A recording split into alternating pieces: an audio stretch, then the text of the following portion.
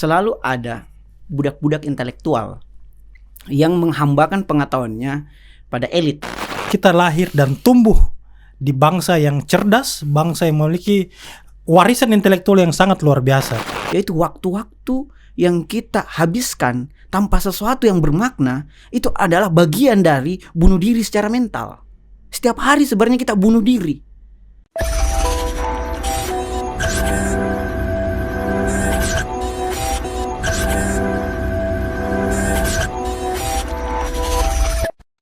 One days, one goals, one goodness. Selamat datang di Mata Pemuda.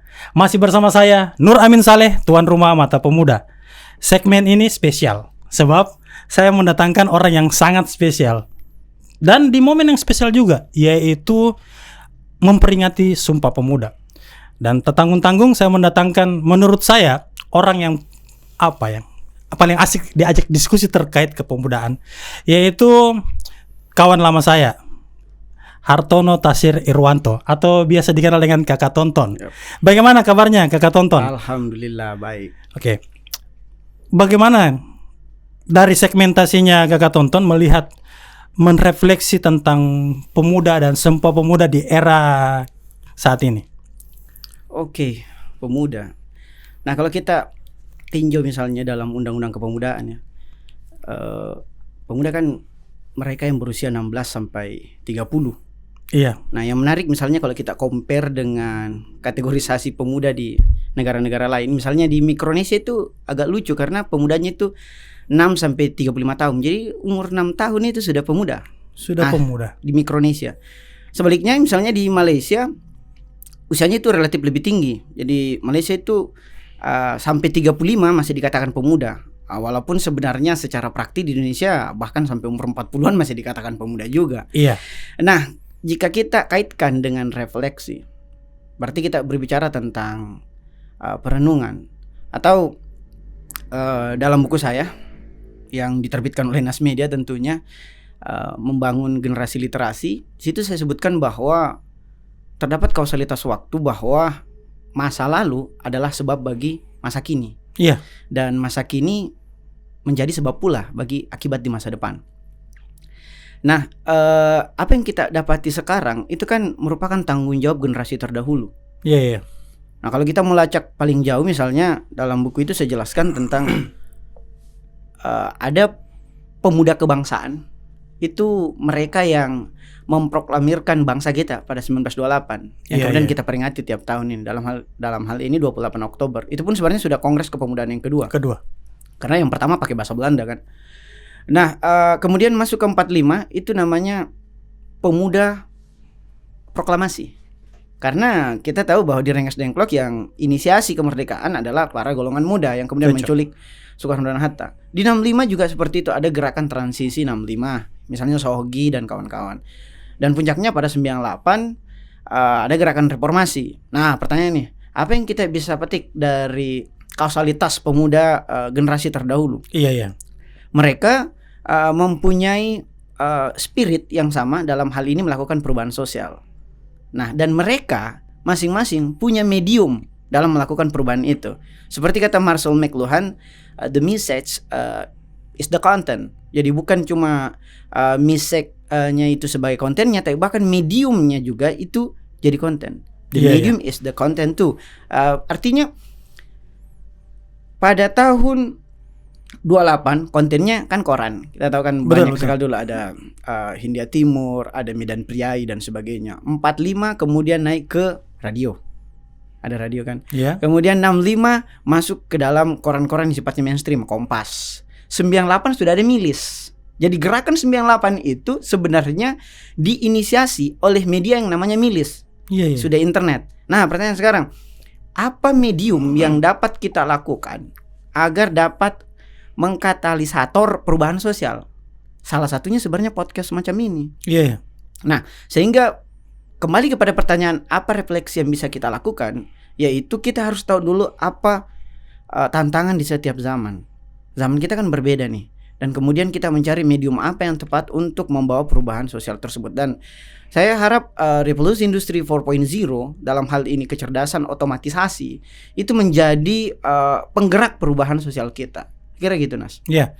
Jadi kita lihat kan setiap zaman itu atau setiap pemuda itu beda, beda kebutuhannya dan sebagainya. Tapi kita mencoba mencari tahu sebenarnya apa yang menjadi tantangan pemuda hari ini. Karena kalau kita merefleksi seperti yang dijelaskan Kakak Tonton tadi, itu sekiranya kalau kita terjebak atau mengkristalisasi model gerakan yang mereka lakukan, kita selalu menyatakan bahwa ada kemunduran cara berpikir, intelektual dan sebagainya, terkhusus di pemuda hari ini. Tapi kan tidak bisa kita langsung menjudge seperti itu. Yang kita harus bisa lihat adalah tingkat kebutuhan dan mungkin media yang disampaikan itu sudah berbeda. Tidak perlu seperti mungkin kalau selalu kita bicara tentang mahasiswa demonstrasi harus turun ke jalan. Hari ini kan banyak media yang bisa kita gunakan untuk menyuarakan aspirasi yang lebih efektif. Nah, yang saya mau pertegas sebenarnya apa yang menjadi menjadi tantangan pemuda hari ini.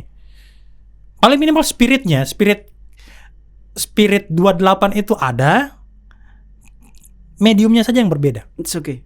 Nah, tantangan kita saat ini justru karena saking banyaknya pengetahuan atau tsunami informasi.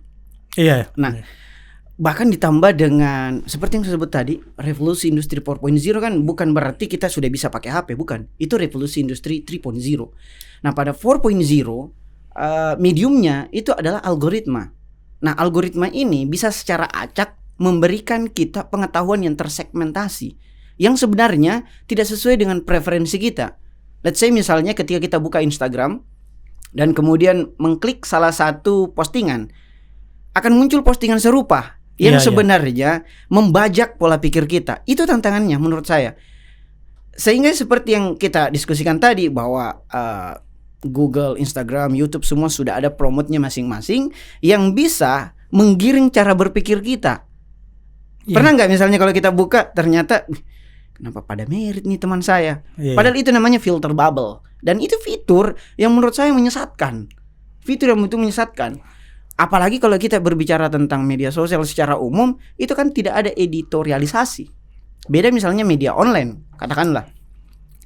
Sehingga orang-orang kan bebas memutar wacana masing-masing. Inilah yang menjadi bias di otak kita. Kalau bahasa saya, ya ini adalah diabetes mental. Sehingga kita kebanyakan mengkonsumsi informasi yang sebenarnya tidak penting. Nah, ini menjadi tantangan sehingga membuat mahasiswa itu kehilangan kemampuan menangkap makna bahwa apa yang menjadi tantangan di setiap zamannya itu gitu loh. Sehingga dia di dalam tanda kutip dininabobokan terhadap informasi yang menurutnya keren gitu loh. Iya. Tapi kalau terkait organisasi, saya selalu mencoba untuk tidak skeptis melihat pola gerak aktivis atau organisasi Kakak Tonton. Organisasi seperti organisasi eksternal di kemahasiswaan yang tidak mampu lagi melahirkan regenerasi yang sesuai kebutuhan zaman. Menurut saya bukan regenerasi yang baik yang lahir, tapi kebanyakan jadi sampah. Karena tidak bisa beradaptasi dengan perkembangan zaman, teknologi dan sebagainya. Bayangkan hari ini masih banyak mungkin pola ospek yang sangat kasar, masih banyak pola pengajaran yang menurut saya dan tanda kutip kalau kita orang di Makassar ada banyak cocologi dan sebagainya. Dan itu masih menjadi adopsi dominan mahasiswa hari ini. Dan saya pikir banyak kelas-kelas atau mungkin yang dibutuhkan mahasiswa untuk bisa berubah. Sehingga saya pernah riset keliling di beberapa mahasiswa, saya tanya, ini orang punya prestasi A, B, dan C. Saya tanya, kenapa tidak masuk di organisasi hijau hitam atau biru kuning atau warna merah? Katanya, organisasi itu memundurkan cara berpikirnya. Itu yang masalah. Ya, jadi yang saya mau pertajam, apakah salahnya di sini adalah zamannya yang terlalu cepat atau organisasinya yang tidak lagi relevan dengan konteks zaman? Menurut saya bukan organisasinya sih. Menurut saya organisasi kan itu kumpulan orang-orang saja gitu. Menurut saya kaderisasi yang ada di organisasi tersebut gamang dalam menghadapi perkembangan teknologi. Yang mana kita tahu bahwa perkembangan teknologi itu kan bergeraknya atau berkembangnya secara eksponensial. 1, 2, 4, 8, 16, 32, 64 dan seterusnya. Sementara perkembangan organisasi itu linear.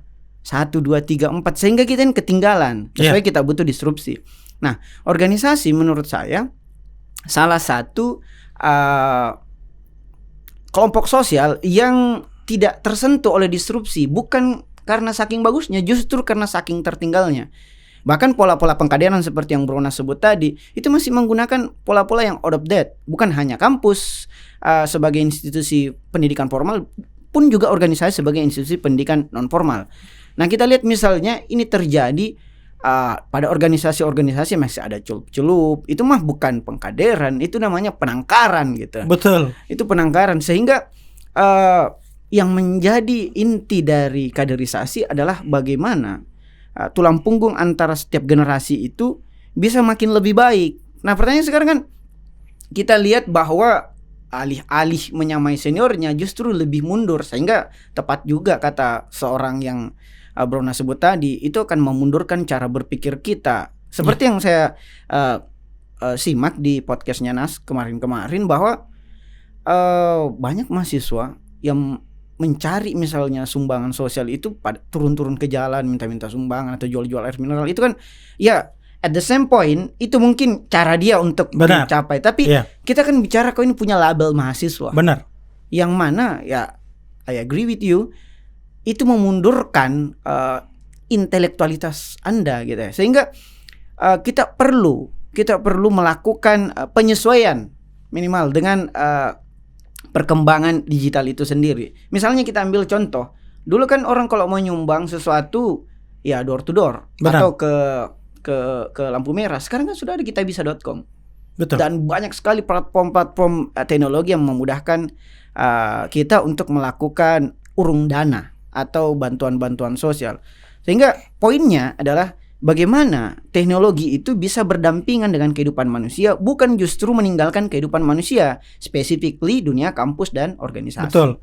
Makanya terkait saya sampaikan kan, mahasiswa penjual air mineral itu. Bayangkan kita diserang, Mata Pemuda itu dapat banyak sorotan, khususnya mungkin mahasiswa, oknum mahasiswa yang merasa tersindir terkait apa yang saya sampaikan. Mereka sampaikan gini, kita buka forum, kita diskusi terkait itu. Saya tidak melayani sebab kenapa? Saya pikir ini tantangan yang memundurkan cara berpikir. Sudah nyata-nyata salah, masih mau untuk diperdebatkan. Dan saya pikir terkait hal tersebut itu bukan mau didiskusikan gitu. Tapi bagaimana Anda mengevaluasi kemudian gridnya itu dinaikkan. Saya sampaikan di generasi kita tidak pernah jual air mineral. Yang adanya adalah bagaimana kreativitas kita dengan sesuai dengan basic kita masing-masing. Mereka sampaikan bahwa ini adalah kreativitas kita. Saya sampaikan bahwa jika Anda berbicara tentang kreativitas, apa bedanya Anda dengan orang yang tidak sekolah? Itu loh lapangan pekerjaan pedagang asongan Anda ambil alih. Kasihan. Jadi saya mau mempertajam di proses refleksi kepemudaan ini. Mungkin bisa menjadi mempertajam ke para mahasiswa dengan penjelasan Kakak tonton tradisi intelektual pemuda dan mahasiswa di Indonesia itu luar biasa sebenarnya. Dan itu ada proses gradasi. Ada yang hilang, ada rantai yang putus sehingga intelektual itu tidak sampai di dominan mahasiswa hari ini. Saya butuh itu. Refleksi ya. Saya kaitkan mungkin sedikit dengan kata kreatif itu tadi. Nah, kreasi kan itu artinya sebuah daya cipta. Jika Anda melakukan sesuatu yang sudah pernah dilakukan orang lain, itu bukan kreasi. Itu namanya imitasi. Nah, kreasi adalah novelty atau kebaruan, orisinalitas. Nah, misalnya ketika Anda menulis buku, itu kreasi. Ketika Anda buat podcast misalnya, ini kreasi, walaupun kreasinya lisan atau oral, tapi ini kreasi karena tidak mencoba untuk mengikuti pembicaraan-pembicaraan yang pada umumnya di mahasiswa yang hanya hahihi di warkop, mabar dan sebagainya. Saya yakin misalnya setelah ini mungkin akan ada kritik lagi, tapi it's okay. Ini kan ruang-ruang publik yang memang harus penuh dengan kritik, apalagi kita berasal dari organisasi intelektual.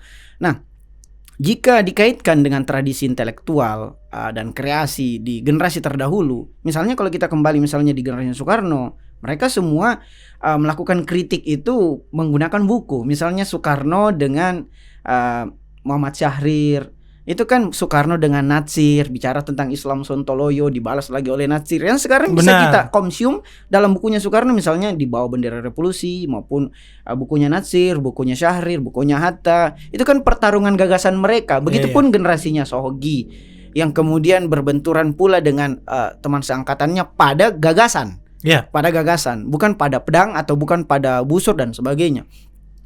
Begitupun juga dengan generasinya misalnya Budiman Sujatmiko 98. Nah, pertanyaan sekarang, ada nggak generasi pemuda yang kemudian mewakili identitas pemuda yang kemudian tampil di ruang publik membicarakan tentang kreasi dan perubahan sosial? Kan nggak ada. Kalau kita menganggap Nadiem Makarim golongan pemuda, umurnya Nadiem Makarim kan sudah mungkin hampir mendekati 40. Benar. Mungkin perawakannya aja yang muda, tapi kalau kembali kepada undang-undang kepemudaan itu udah nggak muda lagi gitu. Saya kira yang perlu kita garis bawahi di sini adalah apa sih kreasinya pemuda zaman sekarang gitu. Nah, itu yang sebenarnya yang saya mau dipertajam oleh Kakak Tonton. Karena apa ya yang saya gemas sekali melihat tradisi intelektual yang mulai tergerus. Mungkin dulu di generasi kita bicara tentang buku A, B, dan C. Tapi perkembangan teknologi hari ini, proses distribusi itu mungkin bergeser juga untuk bagaimana mereka belajar lebih praktis. Tapi lagi-lagi menjadi kendala kita hari ini adalah teknologi berdampak jauh lebih banyak negatifnya ketimbang positifnya. Padahal mungkin seperti ruang ini, podcast, kita bisa dapat informasi, resensi institut seperti yang didirikan oleh Kakak Tonton itu adalah saya selalu sampaikan di luar. Anda malas membaca, paling minimal Anda mengetahui apa yang menjadi intisari buku tersebut. Dan salah satu yang paling konsisten untuk mengulas tentang buku adalah resensi institut. Tapi lagi-lagi itu berat. Ini apa sebenarnya masalahnya? That's okay. Menarik, pertanyaan menarik. Kenapa sih generasi kita malas baca buku? Iya. Nah, kalau kita mencari sebabnya, ternyata saya malas baca buku, Kak, berat banget. Bahasanya bisa saya dapat di internet dengan waktu yang 5 menit. Betul. Nah, itu artinya sebabnya adalah tulisan yang buruk, dalam tanda kutip ya. Tulisan yang tidak berkualitas kalau bahasanya Bronas. Tulisan yang buruk itu lahir dari penulis yang, I'm sorry to say, tidak meluangkan waktunya secara sadar, secara penuh, secara komprehensif pada penulisan. Jika kita melihat misalnya penulis-penulis Indonesia kan kebanyakan itu profesi penulis itu hanya sampingan. Betul. Dia dosen yang kemudian butuh naik pangkat ya nulis. Dia misalnya mahasiswa yang butuh untuk sarjana akhirnya nulis. Jadi nulis itu sebuah keterpaksaan atau sampingan.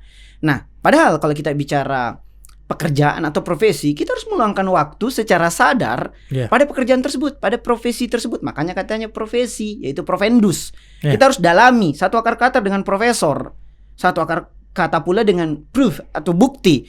Nah, apa bukti bahwa kita telah mendalami profesi tersebut, dalam hal ini penulis. Nah, sehingga lahirlah output atau tulisan yang buruk. Sehingga misalnya kami di resensi itu menawarkan solusi. Satu, pertama, writing by logic.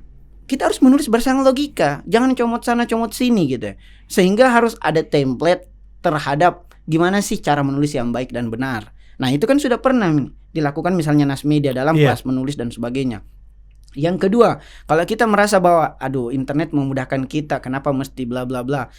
Justru internet itu mempermudah pula gerakan literasi. Contoh, ada Gramedia Digital, contoh ada Ipusnas, contoh ada Google buku-buku digital, ada Google Playbook, dan masih banyak sekali lagi yang tentunya sesuai dengan hak cipta ya, bukan buku bajakan. Nah, maksud saya apa? Setiap tantangan, setiap zaman ada tantangannya, dan tantangan kita di digitalisasi seperti yang disebutkan di awal tadi, bias informasi. Saking banyaknya informasi sehingga membuat kita menganggap enteng informasi tersebut. Membuat pula imbasnya adalah kita kehilangan kemampuan menangkap mana yang benar-benar penting, mana yang sebenarnya sampah. I'm sorry to say.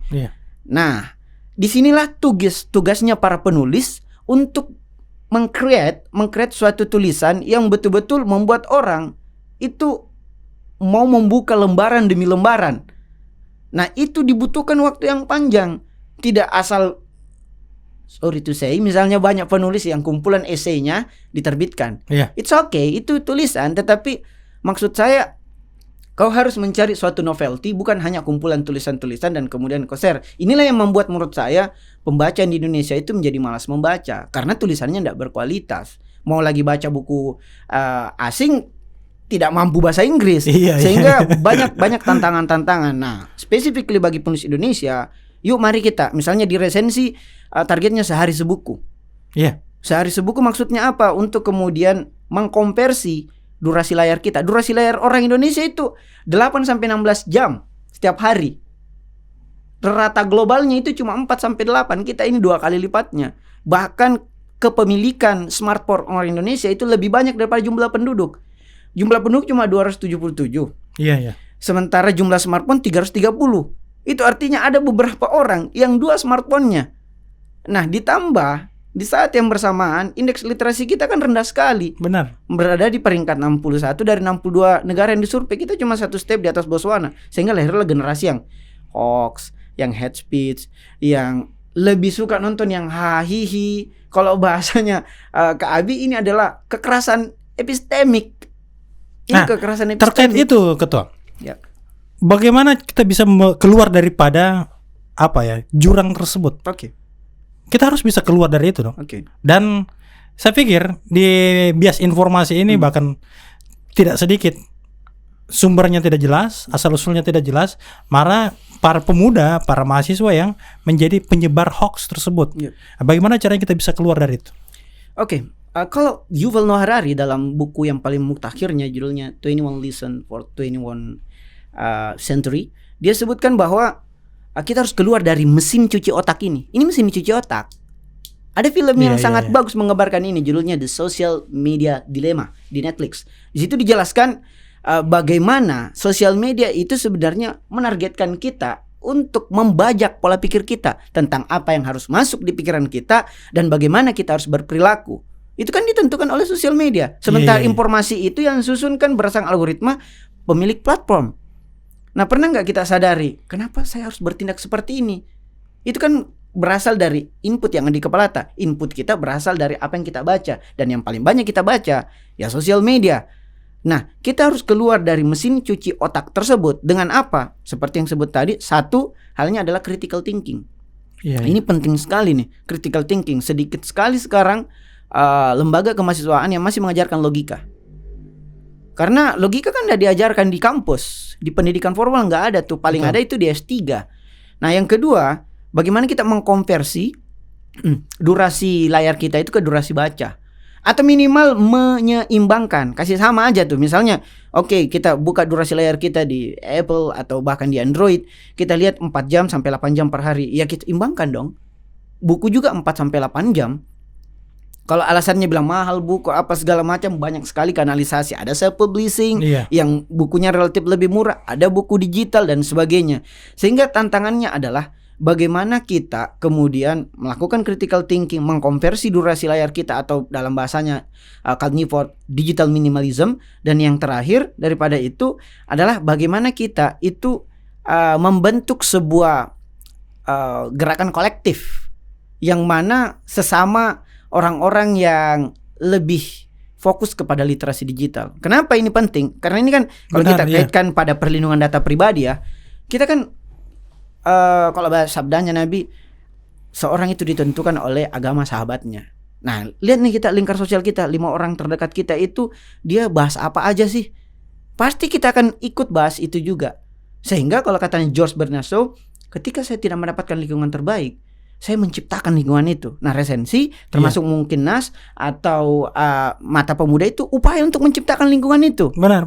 Upaya menciptakan lingkungan itu karena kita harus memberikan kontra narasi terhadap narasi yang sudah sangat banyak, sudah sangat menjemukan, atau dalam bahasa kutipnya Rob the Belly, ini sebenarnya gula yang sebenarnya kita lihat manis tapi sangat-sangat membuat kita pada giliran nanti akan sakit. Benar. Sebenarnya kita tahu jawabannya, tapi melakukannya itu yang susah.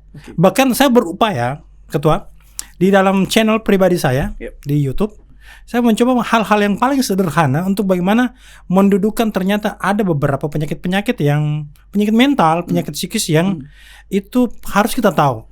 Jangan sampai kita mengidap itu akhirnya kita tidak bisa keluar daripada beberapa permasalahan yang harusnya itu kita tidak ada masalah di situ. Dan lagi-lagi saya masih kembali ke pemuda. Bicara tentang terlalu jauh ya kalau kita bicara tentang literasi dan kepemudaan hari ini. Tapi kalau kita bicara tentang aktualisasi pemuda, saya greget melihat kurangnya kurangnya partisipasi organisasi kepemudaan yang melahirkan generasi emas pemuda.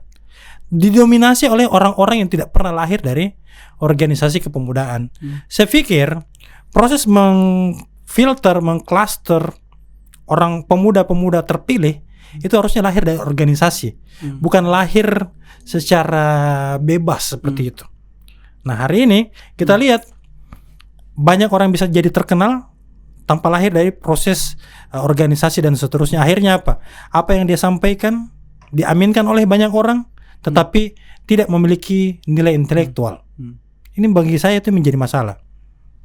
Oke.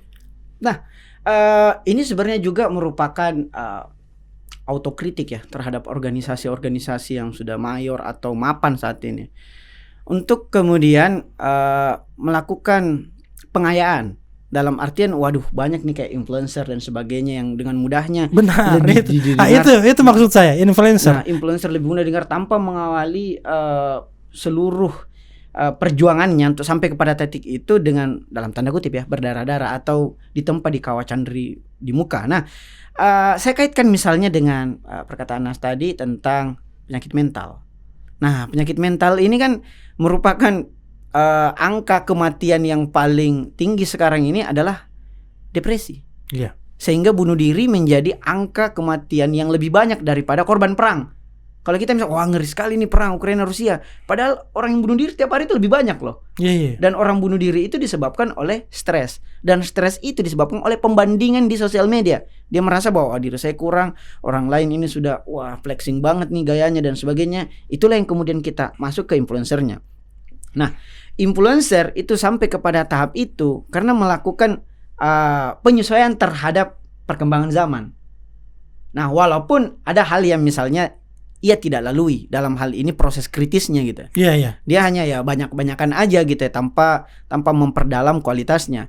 Nah, ini yang menjadi pertanyaan bagi organisasi misalnya.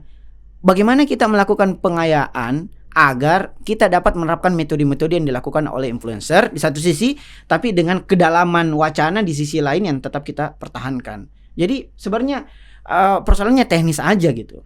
Nah, kalau kita berbicara tentang peran pemuda, lagi-lagi jatuh-jatuhnya apa yang kita mau diskusikan adalah apa yang dilakukan pemuda hari ini. Saya selalu berbicara organisasi karena saya pikir jalan untuk kita bisa ditempuh menjadi yang lebih baik adalah melalui organisasi. Tapi realitas hari ini adalah dominan anak muda itu tidak bisa menjadi apa-apa. Malah didominasi oleh anak-anak muda yang tidak pernah ditempa di organisasi atau dia memiliki harta, duit dan bisa mengatur semuanya. Dan kita yang lahir dari proses tempaan organisasi hanya menjadi menjadi pelacur intelektual saja. Dan tidak dapat berbuat apa-apa selain itu. Oke, memang dalam sejarah itu membuktikan bahwa selalu ada budak-budak intelektual yang menghambakan pengetahuannya pada elit. Mulai dari zaman Nabi bahkan sampai zaman Orde Baru, termasuk Orde Reformasi saat ini. Sehingga yang perlu kita dalami adalah jangan melakukan sesuatu yang sebenarnya sudah dilakukan oleh pemuda generasi terdahulu. Karena itu bukan konteks kita lagi. Sayyidina Ali karramallahu wajhahu pernah bersabda bahwa didiklah anakmu sesuai dengan konteks zamannya. Nah, zaman sekarang ini kan berbeda. Nah, adik-adik kita, junior-junior kita, anak-anak kita, jangan dididik dengan konteks zaman kita dulu. Misalnya kayak seperti yang kita sebut tadi, pemukulan, penangkaran, dan sebagainya. Zaman kita intinya adalah digitalisasi. Sehingga kita harus mendidik berdasarkan digitalisasi. Bukan berarti ya kita online terus nih, bukan. Betul, ya. Kita kan tetap bisa melakukan combine antara online dan offline. Maksud saya apa? Kita harus manfaatkan platform-platform misalnya seperti podcast, seperti misalnya otomatisasi sehingga mempermudah arus pengkaderan, adanya Zoom, adanya misalnya kecerdasan artifisial. Itu kan sebenarnya adalah perangkat-perangkat yang sudah tersedia. Sisa kita mau gunakan apa tidak? Atau kita masih berada di zona nyamannya kita ini, orang-orang organisasi nih. Masih merasa bahwa jalan untuk menjadi seorang organisatoris itu adalah seperti yang dilakukan oleh senior saya. Betul. Padahal kan konteksnya udah berbeda. Nah, kalau kita hubungkan dengan proses aktualisasi diri, ya pasti orang organisatoris jatuhnya menjadi politisi. Tapi hari ini saya selalu miris, Ketua. Seperti yang sudah disampaikan di awal, di pra kemerdekaan ada Bung Karno dan kawan-kawan di umur 20-an tahun sudah berbicara tentang negara, membahas tentang negara. Lahir generasi emas, ada Sugi dan kawan-kawannya. Mungkin generasi yang masih ada yaitu seperti Yusuf Kalla, Akbar Tanjung dan sebagainya. Kita lihat bagaimana proses yang mereka lahirkan. Dan kemudian di 98 ada Budiman Sujatmiko, ada Dandi dan banyaklah para aktivis. Dan kita bisa lihat apa hasil yang mereka hadirkan, yaitu mereka menjadi pemimpin-pemimpin, minimal menjadi pemimpin dari pemikiran mereka. Yang menjadi problem hari ini adalah banyak anak muda, banyak mahasiswa yang setelah keluar dari perguruan tinggi, meninggalkan organisasi, keluar di masyarakat, masuk di masyarakat, tidak bisa menjadi dirinya sendiri. Karena kenapa? Tidak lagi idealisme, tidak ada lagi semangat yang selalu disampaikan di semasa di mahasiswa. Menurut saya lagi-lagi itu kita kehilangan sebab, dalam artian kita melakukan apa yang dilakukan oleh generasi terdahulu. Itu kan yang sering kemudian kita copy paste dalam kehidupan kita. Orang senior-senior kita itu kemudian ke Jakarta, kita ikut gamang ke Jakarta juga. Padahal kan sekarang sudah zaman desentralisasi ya, termasuk digitalisasi. Nah misalnya pula senior-senior kita jadi politisi, kita ikut juga politisi. Padahal tidak semua yang berhasil. Akhirnya jatuh-jatuhnya kita jadi tim sukses. Nah, pada orang-orang yang tidak sukses. Itu poinnya yang saya mau sampaikan. Gitu. At the same point, itu it's okay, haknya dia. Tetapi pertanyaannya adalah, kau kan lahir dalam sebuah generasi yang betul-betul ditempa di organisasi, yang mestinya outputnya itu jangan lagi produk-produk yang lalu gitu loh. Maksud saya kita kan 2022 nih, anggaplah kita di kader tahun 2010-an ya. Mestinya outputnya itu relevan dengan tahun 2022. Jangan relevan di tahun 98 lagi gitu loh. Sehingga apa-apa harus jadi politisi, apa-apa harus jadi tim sukses dan sebagainya. Kita misalnya ambil contoh pemuda-pemuda yang anti mainstream. Contoh misalnya pendirinya yang disebutkan tadi kitabisa.com, pendirinya Ruang Guru, walaupun debatable ya, pendirinya startup itu kan yang menjadi konteks zaman kita gitu loh. Benar. Nah, startup apa yang sudah kita buat gitu ya, bisnis rintisan apa yang sudah kita buat, sehingga kita tidak perlu berkubang di kubangan kerbau yang sama gitu ya, bergontok-gontokan berada di politik kepemudaan atau politik legislatif dan sebagainya. Walaupun itu adalah hak politik Anda, tetapi kan kita lihat realitasnya, bagaimana money politik, vote buying dan sebagainya itu sangat-sangat banyak sekali bersilueran. Betul. Hal-hal yang dulu kita tantang di gerakan kepemudaan justru kita lakukan. Sebagai kesimpulan, apa yang harus kita lakukan untuk para pemuda ini, atau apa yang kesadaran yang harus tumbuh di mahasiswa pemuda dalam memrefleksikan Sumpah Pemuda dan di konteksnya hari ini? Karena kenapa? Kita harus menyampaikan meskipun mereka tahu, mungkin mereka lupa. Tugas kita adalah mengingatkan bahwa kita lahir dan tumbuh di bangsa yang cerdas, bangsa yang memiliki warisan intelektual yang sangat luar biasa, dan kita tidak boleh lalai dengan tersebut. Karena apa yang kita lakukan hari ini, dampaknya kita bisa rasakan di 2030. Iya, bonus demografi. Benar. Kalau kita salah, kita itu akan menjadi bencana demografi. Iya, toxic demografi ya. Betul. Iya. Oke, nah apa yang harus kita lakukan? Ini bukan berarti yang sudah kami lakukan itu yang paling terbaik. Benar. Karena kita tidak bisa mencari sebuah obat mujarab yang tunggal dan berlaku pada seluruh orang gitu. Jadi kontekstual nih. Nah, by experience, pengalaman kami misalnya kami fokus pada literasi digital. Mulai dari data pribadi sampai bagaimana critical thinking, bagaimana one day one book. Itu kemudian kami lakukan kontranarasi agar orang-orang bukan lagi membaca hal-hal yang sifatnya hoax, hate speech dan sebagainya. Nah, yang harus dilakukan secara umum ya, yang misalnya bisa kita jadikan bahan kesimpulan pada konteks kali ini adalah seperti apa yang saya sebut pada resensi saya tentang pemuda.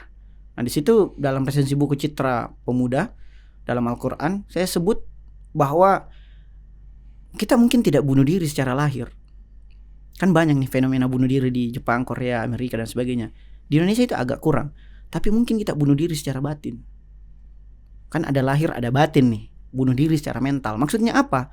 Yaitu waktu-waktu yang kita habiskan tanpa sesuatu yang bermakna, itu adalah bagian dari bunuh diri secara mental. Setiap hari sebenarnya kita bunuh diri. Karena waktu kita terbuang percuma. Misalnya kalau kita, ya terus kenapa kalau saya joget-joget di TikTok dan sebagainya, it's okay, it's your right. But apa manfaatnya bagi orang lain atau bagi dirimu di masa yang akan datang? Oke, kau senang hari ini, tapi besok-besok kau akan menyesali perbuatanmu karena itu terekam di big data. Ketika kau mau maju politik, ketika kau mau menikah bahkan, orang lihat rekam jejak digitalmu, kau akan malu sendiri. Sehingga saran saya secara general, jangan lakukan bunuh diri batin atau membuang waktumu pada hal-hal yang sia-sia. Kemudian renungkan kembali apa yang harus Anda lakukan. Tidak perlu misalnya saya akan lakukan perubahan besar dan sebagainya. Mulailah dari hal-hal kecil. Mulai dari hal-hal kecil, minimal jangan bicara kotor ketika kau mabar, atau jangan toksik ketika kau buat status. Itu hal-hal kecil yang dapat dimulai dari detik ini dan dari diri sendiri.